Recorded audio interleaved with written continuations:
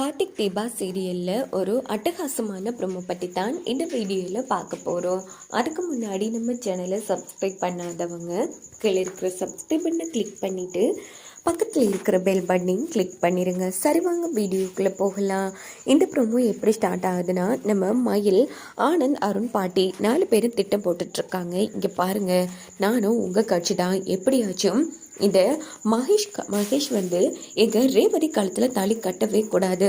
அதுக்கான ஒரே ஒரு வழி, இங்கே பாருங்கள், நாம் எல்லாருமே சேர்ந்து அந்த மகேஷை வந்து தந்திரமாக கூட்டிகிட்டு போய் ஆகையும் மாடியில் இருக்கிற ஒரு ரூமில் போட்டு அடைச்சி வச்சிடலாம். அந்த ரூமில் இருந்து யார் சத்தம் போட்டாலும் வெளியில் விளங்காது. இங்கே பாருங்கள், எப்படியாச்சும் நான் அவனை தந்திரமாக பேசி அழைச்சிட்டு வரேன், நீங்கள் அவனை அந்த ரூமில் போட்டு அடைச்சிடுங்க அப்படின்னதும் சூப்பர் மாப்பிள்ளை அப்படின்னு சொல்லி பாட்டி வந்து ரொம்ப ஹாப்பியாக பேசுகிறாங்க. இந்த பக்கம் நம்ம அருண், ஆனந்த், மயில் 3 பேருமே சேர்ந்து மேலே இருக்கிற ஒரு ரூமில் வந்து ஸ்டோர் ரூமில் வந்து என்ன பண்ணுறாங்கன்னா, மகேஷை பிடிச்சி தள்ளி விட்டு அந்த ரூமை வந்து போட்டிடுறாங்க. இன்னொரு பக்கம் மகேஷ் வந்து கதவை திறங்க, தயவு செய்து கதவை திறங்க அப்படின்னு தட்டிட்டு இருக்காங்க. இந்த பக்கம் பார்த்தோம்னா பொண்ணுக்கும் மாப்பிள்ளைக்கும் ட்ரெஸ்ஸை கொடுங்க, போய் மாற்றிட்டு வரட்டும் அப்படின்னு போது ஃபஸ்ட்டு வந்து ரேவதியை கூப்பிட்டு ஒரு பாட்டி வந்து புடவையை கொடுக்குறாங்க.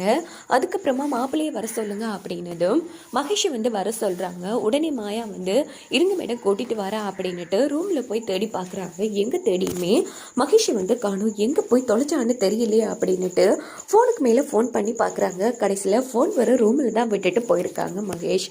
அப்படின்னு பார்த்து சந்திரா வந்து இருக்கானா பார்த்துட்டு வரா அப்படின்னு சந்திரா வந்து மாயா எங்கே மகேஷ் அப்படின்னும் போதும் எல்லா இடமும் தேடி பார்த்துட்டு மேடம் எங்கே தேடியும் மகேஷை காணும், வெளியில் போகாதுன்னு சொல்லிட்டு இருந்தேன், ஆனால் எங்கே போய் தொலைச்சானோ தெரியல அப்படிங்கிறது. என்ன மாயா, கடைசி நேரத்தில் வந்து மாப்பிள்ளை காணும் மகேஷை காணும்னா என்ன பண்ணுறது இப்போ அப்படின்னும் போதும் உடனே மாயாவும் சந்திராவும் கீழே வராங்க. சந்திரா என்ன ஆச்சு, எங்கே மகேஷ் அப்படின்னு போதும் மேடம் மகேஷ் வந்து காணும் மேடம், ரூம் முழுக்க தேடி பார்த்துட்டோம் அப்படின்னு போது என்ன சொல்கிறீங்க?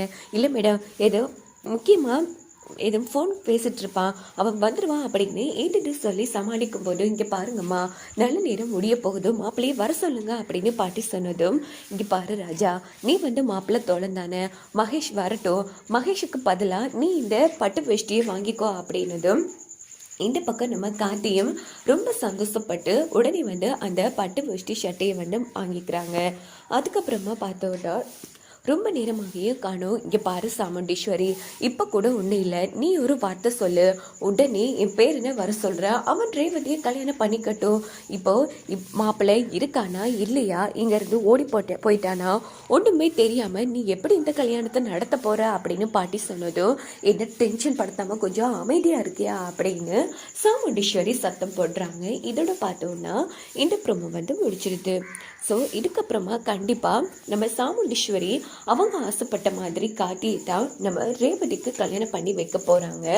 இந்த பக்கம் பார்த்தோன்னா எல்லாருமே வந்து ரொம்ப ஆவலாக இருக்கிறது கார்த்தி ரேவதி கழுத்தில் தான் தாலி கட்டணும்னு. ஸோ எந்த பிரச்சனையும் இல்லாமல் கார்த்தி எந்த பிரச்சனையும் சந்திக்காமல் தான் ரேவதி கழுத்தில் தாலி கட்ட போகிறாங்க. ஸோ மகேஷை காணும்னு எல்லாருமே தேடி இருப்பாங்க, ஆனால் எங்கே தேடியும் காணும். அப்போது நம்ம ரேவதி வந்து ரெடியாக சொல்லுவாங்க, முகூர்த்த நேரம் போயிட்டுருக்குமா, இப்போ வரைக்கும் காணுமே அப்படின்னும் போது இந்த பக்கம் சிவனாண்டியும் செம டென்ஷனில் இருப்பாங்க. என்னடா இது, இவனை காணுமே அப்படின்னு, ஒரு வேளை அக்கா தான் மகேஷை எது பண்ணியிருப்பாளோ அப்படின்னு இந்த பக்கம் சந்திராவும் கண்டிப்பாக யோசிப்பாங்க. இன்னொரு பக்கம் மல்லிகா டாக்டரும் இங்கே பாரு சாமுண்டீஸ்வரி, அந்த மகேஷ் இப்போதைக்கு காணாமல் போனது உனக்கு ஒரு நல்ல வாய்ப்பு, நீ என்ன தான் பண்ண போகிற அப்படின்னு போதும். ஆமாம் மல்லிகா, நீ சொல்கிறது சரிதான், எனக்கு கிடைச்சது இதான் சரியான சந்தர்ப்பம் அப்படின்னுட்டு உடனே ஐயர் வந்து முகூர்த்த நேரம் முடிய போகுது அப்படின்னும் போது இங்கே பாரு ராஜா, டைம் ஆகிட்டே போகுது, இப்போ மட்டும் என் பொண்ணு கல்யாணம் நடக்கலைன்னா இந்த ஊர் முன்னாடி நான் தலை குனிச்சு நிற்கணும், அதுக்கப்புறமா என் பொண்ணுக்கு வேறு யார் மாப்பிள்ளை வருவானா, இப்போ என்ன பண்ணுவான் அப்படின்னு அவங்க ஒரு பக்கம் நடித்து அழுதும் உடனே கார்த்தி வந்து கவலைப்படாதீங்க மேடம் அப்படின்னு அந்த இடத்துல சாமுண்டீஸ்வரியை சமாதானப்படுத்துவாங்க. இங்கே பாரு ராஜா, முகூர்த்த நேரம் முடிய போகுது, நான் சொல்கிறத கேட்பல்ல, பேசாமல் நீயே என் பொண்ணு கழுத்தில் தாலி கட்டிருக்க அப்படின்னு சொல்லுவாங்க. ஸோ நம்ம சாமுண்டீஸ்வரி பேச்சை தட்ட முடியாமலும் இந்த பக்கம் தன்னோட அம்மாவோட பேச்சை மீற முடியாமலும் ரேவதியை சம்மதிப்பாங்க. கார்த்தியும் ரேவதி கழுத்துல தாலி கட்ட போறாங்க. வாங்க வெயிட் பண்ணி பார்க்கலாம்.